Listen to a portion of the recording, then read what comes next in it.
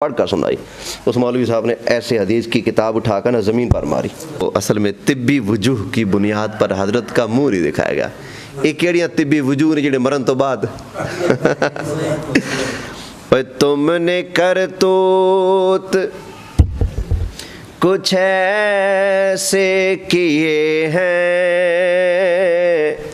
मुँह दिखाने के काबिल नहीं है। नबी पाक सल्लल्लाहु अलैहि वसल्लम से मोहब्बत की एक अलामत यह है कि हुजूर सल्लल्लाहु अलैहि वसल्लम के दुश्मनों से अदावत रखे। जो आका अलैहिस्सलाम के गुस्ताख बेअदब हैं, तौहीन करने वाले हैं, बेअदब हैं, उन लोगों से क्या करे? अदावत रखे, नफ़रत रखे, अगर सरकार से मोहब्बत सच्ची है। मैं कई जगह फंस जाता ना, मुझे पता हो बाद में पता लगे जनाजा के लिए पहुंच गया और जनाजा पढ़ाने के लिए बंदा वो खड़ा है जिसके बारे में मुझे पता है इसका अकीदा मेरे सोने लाजपाल आका के बारे में ठीक नहीं। खुदा की कसम है, मैंने कभी भी जनाजे की नीयत नहीं की।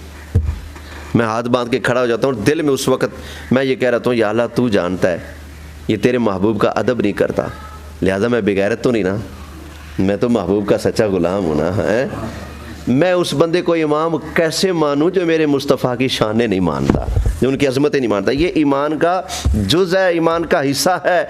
नबी पाक सल्लल्लाहु अलैहि वसल्लम से जुड़ी चीज़ों से उनका अदब करना, एहतराम करना लाजिम है। इसी तरह हुजूर के गुस्ताखी और नफ़रत उनसे करना, ये भी हमारे ईमान का हिस्सा है। हज़रत अली इरशाद फरमाते हैं कि दुश्मन तीन है। कितने हैं? तीन। कौन कौन से? फरमाया अदुव्वो का, एक तेरा दुश्मन, वो भी क्या है? जो डायरेक्ट तुम्हारा दुश्मन है वो भी क्या है? दुश्मन है ना। दूसरा अदुव्वु सिद्दीक़ का, जो तेरे यार का दुश्मन है वो भी तेरा दुश्मन है। ये हज़रत अली फरमाते हैं, पहला दुश्मन जो डायरेक्ट तेरा दुश्मन है और दूसरा दुश्मन वो जो तेरे यार का दुश्मन है वो भी तेरा क्या है? तो आका अलैहिस्सलाम से यारी निभानी है कि नहीं? गुलामी करनी है कि नहीं?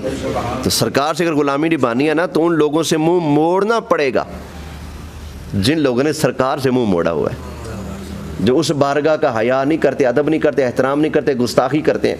फैसलाबाद का मौलवी दुरूद पाक का मजाक उड़ाते हुए हम कहते हैं सल्ले अला नबीना, पढ़ते हैं ना, वो इसकी नकल करता था। वो कहता था छोले अला, तौबा माज़अल्लाह। पिछले रमज़ान से पहला मौलवी शरीफुर रहमान देवबंदी ममातियों का शेखुल हदीस है। मेरा उससे ऑनलाइन मुनाजरा था। उसने मुझसे गुफ्तगू करते हुए कहा, तुम्हारा जो दुरूद पाक गड़ा हुआ है ये तो दुरूद पाक पेशाब की तरह है। अब ये बताओ, ऐसे कमीने लोगों से नफ़रत फ़र्ज़ हुई कि ना हुई? अब क्या मैं इनके पीछे जनाजे पढ़ूँ? मैंने लजपाल नबी को मुंह नहीं दिखाना? इनको मुंह दिखाऊंगा तो फिर सरकार को क्या दिखाऊंगा? हैं? अल्लाह अकबर। तेरे दुश्मनों से दुश्मनी, मेरा हर सजन तेरे वास्ते। ये है मोहब्बत। अल्लाह मुझे भी सच्ची नसीब फरमाए, आपको भी सच्ची नसीब फरमाए। आप थोड़ी कोशिश किया करो भाई। दुनियावी मामलात में गैरत बरतते हैं। इसने मेरे बाप को गाली दी, मैं इससे नहीं बोलता। इसने मेरी माँ के बारे में जुमला बोला था, मैं इससे नहीं बोलता। कहते हैं कि नहीं? इसने मेरे घर वालों के बारे में ऐसा वैसा बोला था, मैं इसका हया क्यों करूं? ये मेरे बड़ों का हया नहीं करता। मेरे बड़े, आपके बड़े, हमारी माँ, हमारे बाप, सब कुछ नबी पाक के कदमों पर कुर्बान। जब हम अपने रिश्तेदारों की वजह से गैरत रखते हैं, कईयों से बोलना बंद कर देते, क्यों? इसने हमारे ख़ानदान की लाज नहीं रखी, हमारे बड़ों का अदब नहीं किया, हया नहीं किया। समझ आ गई ना? बड़ों के मामले में गैरत कर जाते हैं तो सरकार के मामले में गैरत कौन करेगा? समझ आ गई ना? तो इसलिए होना ये चाहिए कि आका तेरे दुश्मनों से दुश्मनी, मेरा हर सजन तेरे वास्ते।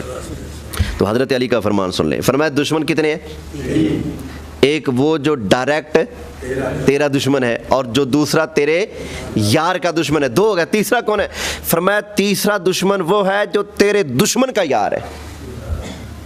जो तेरे दुश्मन का यार है वो भी तेरा। अब ये जो बंदा नबी पाक के दुरूद पाक को छोले अला कहता है या फिर उसको माज़अल्लाह पेशाब से ताबीर करता है, मेरे पास वीडियो मौजूद है, वीडियो दिखा भी सकता हूँ। और तो और इंडिया में एक बहुत बड़ा खड़पैंच मौलवी अभी मरा, पखाने के अंदर गिर कर मरा। वो क्यों? वो अभी ज़िंदा था, मैंने एक बयान दिया था। उसने कहा था ये जो अज़ान से पहले दरूद पढ़ते हो ये तो ऐसे है जैसे पखाना बहुत सारी प्यारी पैकिंग के अंदर लपेटा हुआ हो, ऊपर से शापर गिलाफ अच्छा चढ़ाया हो, लोग कहेंगे जलेबियाँ जा रही हैं, बर्फ़ी जा रही है, सोनलवा जा रहा है। कहते हैं पैकिंग देखकर अच्छा लगता है, अंदर देखो तो पखाना है। ऐसे ही तुम कहते हो दरूद पाक है, ये पाक नहीं, ये तो फिर आगे जो उसने खबीस ने लफ्ज़ बोले ना, मैंने अभी वो ज़िंदा था, मैंने कहा था इंशाल्लाह ये मरेगा तो फिर बच्चे तू मरेगा पखाने के अंदर ही। तूने नबी पाक सल्लल्लाहु अलैहि वसल्लम के ज़िक्र को, और वो भी वो बरकत वाला ज़िक्र जो अल्लाह भी करे, फरिश्ते भी करें, ईमान वालों को आर्डर भी हो, तूने इतनी दीदा दहनी के साथ गुस्ताखी और बेअदबी की है। मैंने कहा था तू मरेगा तो ऐसे। और आज जिस हस्पताल में वो मौलवी जलील होकर मरा, उस हस्पताल के डॉक्टर का बयानिया मेरे पास मौजूद है। उसने कहा ये अपना पखाना अपने मुंह के ऊपर मलता था। और करो तौहीन मेरे आका अलैहिस्सलाम की। अब ये देखना, जिसने दरूद पाक की यूं तौहीन की, गुस्ताख है कि नहीं? शक है कोई? गुस्ताख है कि नहीं? तो गुस्ताख का जो यार है वो भी गुस्ताख हुआ कि नहीं? मौला अली का फरमान है 3 दुश्मन, एक तेरा दुश्मन है, एक तेरे यार का दुश्मन, और तीसरा वो जो तेरे दुश्मन का यार है वो भी क्या है? दुश्मन है। अब ऐसे लोगों के साथ जो बंदा यारी रखेगा जो नबी पाक के दुश्मन है, गुस्ताख बेअदब है, उनके साथ जो यारी रखेगा वो भी नबी पाक के गुस्ताखों में शुमार होगा। इसलिए ऐसे लोगों की सोबत संगत से बचना हमारे ऊपर फ़र्ज़ है। अल्लाह खुद फरमाता है वला तरकनू इलल्लज़ीना ज़लमू फ़तमस्सकुमुन नार। ये किसी टाइम मौजू आएगा, बहरहाल बात लंबी हो रही है, ये बात अभी बीच में रह रही है। इंशाअल्लाह इस मौजू को बाकी कल बयान करेंगे ना। एक मौलवी साहब थे पिंडी में, उनका नाम वालिदैन ने रखा था ग़ुलाम मुस्तफ़ा। क्या रखा था? ग़ुलाम मुस्तफ़ा। वो पढ़ने चला गया दारुल उलूम देवबंद, पढ़ कर आया ना तो उसने कहा नहीं मेरा नाम ग़ुलाम मुस्तफ़ा तो नहीं, मैं तो ग़ुलाम मुल्ला हूँ। हाँ, अपना नाम चेंज किया। क्या नाम रख लिया? ग़ुलाम मुल्ला। फिर अल्लाह का ग़ुलाम हूँ मैं, सरकार का ग़ुलाम नहीं। हमारे बुज़ुर्ग थे कोटली शरीफ के, उन्होंने कहा था ग़ुलाम रसूलों भज्यों जा बनिया ग़ुलामुल्ला, जे ना हुस्से ग़ुलाम रसूल किवें बन से ग़ुलामुल्ला। वो ग़ुलामुल्ला जो था ना पिंडी का, वो सारी ज़िंदगी कलिमा शरीफ का गलत तर्जमा करता रहा, सरकार की शान को सारी ज़िंदगी डंग मारता रहा। इनके मज़हब में अजल ट्रा फर्म मौलवी था, वो बहुत बड़ा समझा जाता था। वो मर गया दुबई के अंदर, ज़ेर इलाज था, वहाँ मर गया। पाकिस्तान के सदर ज़ियाउल हक दुबई में थे, उन्होंने कहा जी हमारे हजरत मरे हैं तो जाता हूँ चेहरा देखने। ज़ियाउल हक जैसे बंदे को भी चेहरा नहीं दिखाया। ऐलान हुआ कि हाँ जी, ऐलान हुआ कि 4 बजे जनाजा होगा और 6 बजे शाम को जनाजा होगा पाकिस्तान में। 2 बजे लोगों ने दफना भी दिया। हाँ भी कभी ऐसा हुआ? हमारे यहाँ तो इंतज़ार कर लिया जाता है, एडवांस से दफनाते हैं। 6 बजे ऐलान, 2 बजे दफना दिया। कितने घंटे एडवांस? 4 घंटे एडवांस। उसका मुंह नहीं दिखाया। जब लोग सवाल करते क्यों नहीं लिखाया, मौलवी मुंह क्यों नहीं दिखाया तुमने अपने बड़े मुल्ला का, तो कहते थे वो असल में तिब्बी वजूह की बुनियाद पर हजरत का मुंह नहीं दिखाया गया। एक केड़ियां तिब्बी वजूह ने जिहड़े मरन तो बाद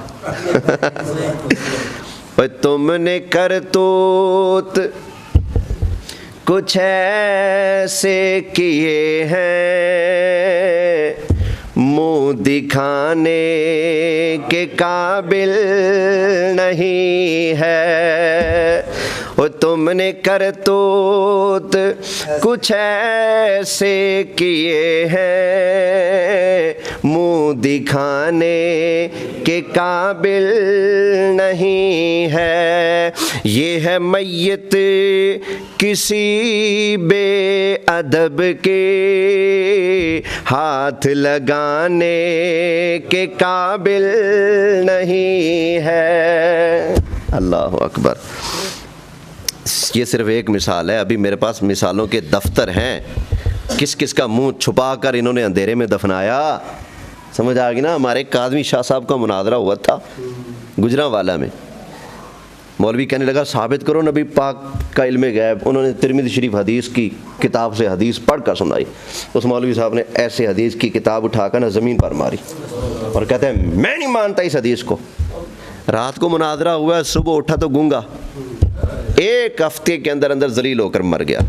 और करो गुस्ताखियाँ बेईमानो, तुमने क्या समझा जो बंदा नबी पाक की गुस्ताखियाँ करेगा उसको कोई पूछने वाला नहीं होगा। अल्लाह खुद उन लोगों से निमटने का वादा फरमा चुका है जो नबी पाक अलैहिस्सलाम की बेअदबी और गुस्ताखी करते हैं। लो जी यार ज़िंदा अंबिया वल मुरसलीन सल्लल्लाहु अला नबील उम्मी व आलिहि सल्लल्लाहु अलैहि वसल्लम सलातन व सलामन अलैका या रसूल अल्लाह। अल्लाहुम्मा रब्बना आतिना फिद दुनिया हसनतन व फिल आखिरति हसनतन व क़िना अज़ाबन्नार। रब्बना इग़फ़िर ली व लिवालिदैया व लिल मुअमिनीना यौम यक़ूमुल हिसाब। व सल्लल्लाहु तआला अला खैरि ख़ल्क़िही मुहम्मदिन व आलिहि वसल्लम।